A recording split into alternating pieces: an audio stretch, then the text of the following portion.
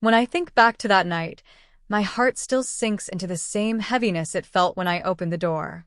The memory plays in my mind like a film that I never wanted to watch but can't seem to stop replaying. My name is Laura, and this story is about a moment in my life when trust was broken in a way I never imagined possible.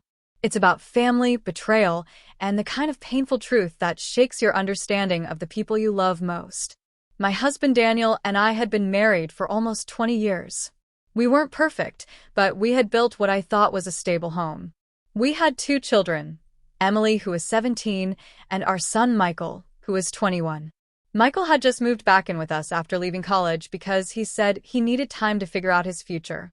Daniel was supportive of the decision, even though I worried it might make him lose his sense of independence. Life in our home was fairly normal, or at least it appeared that way. Daniel worked long hours at the construction company he managed, and I worked part-time at a local library. Our evenings were usually quiet dinner together, a little TV, and then everyone retreated to their rooms. But lately, something had been off. Michael seemed withdrawn. He wasn't the playful, joking son I had always known. Instead, he seemed distracted, almost secretive. His phone was always in his hand, and he kept his bedroom door locked, something he never did before. At first, I assumed it was just part of being in his early 20s. Maybe he was struggling with anxiety, or maybe he was hiding something small, like a relationship he didn't want us to know about yet. Daniel brushed it off when I brought it up. "He's just figuring things out, Laura. Let him breathe," he said, always so casual, so dismissive. But I couldn't shake the feeling that something wasn't right. One Saturday evening, Emily went to a sleepover, and Daniel said he had to step out to meet a friend. I was home alone, reading, when I heard noises coming from upstairs. It was late, close to midnight, and Michael's room light was still on. At first, I thought he was just watching TV or playing a game, but then I heard something that didn't sound like either. It was muffled voices, low and urgent. I hesitated. I didn't want to invade his privacy, but as a mother, that instinct to protect is stronger than any boundary. Quietly, I walked upstairs and stopped outside his door. My heart was pounding, and I told myself maybe it was nothing, maybe he was just on a call. But the voices were clearer now. I heard laughter, and then I froze because I recognized the second voice. It was Daniel. At first, confusion clouded everything. Why would Daniel be in Michael's room so late at night? He had told me he was out with a friend. My mind scrambled for an explanation. Maybe he came home early, maybe they were just talking privately about something. But then came the words I will never forget, spoken by my husband in a low tone. "Don't worry, she'll never find out." I felt the air leave my lungs. I didn't even understand what I was hearing, but every part of me screamed that something was wrong. My hand shook as I reached for the doorknob. I pushed the door open, and what I saw in that moment shattered me.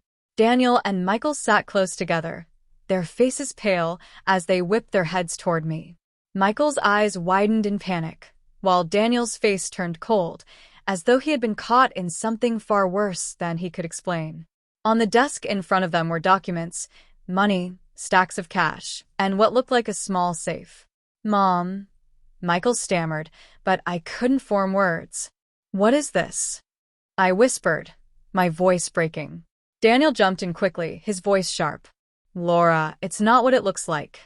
But it was exactly what it looked like. The truth spilled out that night in fragments, but every piece felt like a knife. Daniel had been hiding money from me for years, money that should have gone into our household, our children's education, our savings. Instead, he had been secretly funneling it away into a separate account, with Michael's help. I stood there, numb, as my son explained. Daniel had told him not to say anything because your mom wouldn't understand. He had roped Michael into his lies, making him feel responsible for keeping secrets from his own mother. They weren't planning something illegal, but the betrayal was just as deep. They had created a world behind my back, a father and son pact that excluded me entirely. What crushed me most was not just the money, but the betrayal of trust. My husband had lied to me, but my son, the boy I had raised, loved, and cared for, had chosen to side with him, to protect him instead of coming to me. I remember collapsing onto the bed in Michael's room, my hands shaking. "How could you both do this to me?" I whispered. "I am your wife. I am your mother. Don't I deserve honesty?" Michael broke down crying, saying he thought he was protecting me. He said Daniel told him I would overreact, that it was better to keep me out of it. But to me, that wasn't protection, it was betrayal. That night, I didn't sleep. Daniel tried to justify it, saying he was saving the money for emergencies, that he didn't want me to worry. But the excuses sounded hollow, like a man desperately trying to cover up years of deception. Michael avoided me the next day, ashamed to even look me in the eye.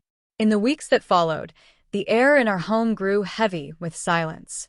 Meals were tense, conversations clipped. Emily noticed the change, but didn't know the truth. I couldn't bring myself to tell her. I felt torn between protecting my daughter's innocence and screaming out the truth that was burning inside me. Slowly, I realized this wasn't just about money. It was about respect, loyalty, and trust. My husband had broken all three, and my son had followed him down that path. The pain was unbearable because betrayal doesn't always come from strangers. It often comes from the people you least expect. One evening, after many sleepless nights, I sat Michael down alone. I told him, "I love you, but love doesn't mean you get to hurt me like this. You should have come to me. You should have trusted me enough to tell me the truth." He cried again, this time not in fear, but in regret. He admitted he felt torn between his parents and didn't know what to do, so he chose silence. That talk was the beginning of something fragile but necessary. Michael and I slowly began to rebuild our relationship, but it wasn't easy. The wound was deep. As for Daniel, I knew things would never be the same. A marriage can survive many storms, but trust is the foundation, and once it's cracked, everything above it wobbles. I never thought checking on my son that night would uncover such a betrayal. But life has a way of showing you truths when you least expect them. The people you love most can hurt you, sometimes without realizing the depth of their actions.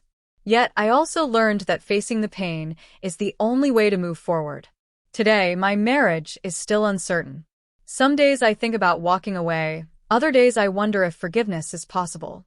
But what I know for sure is that I will never ignore my instincts again. That night taught me that sometimes the truth hides behind closed doors, and the courage to open them can change your life forever.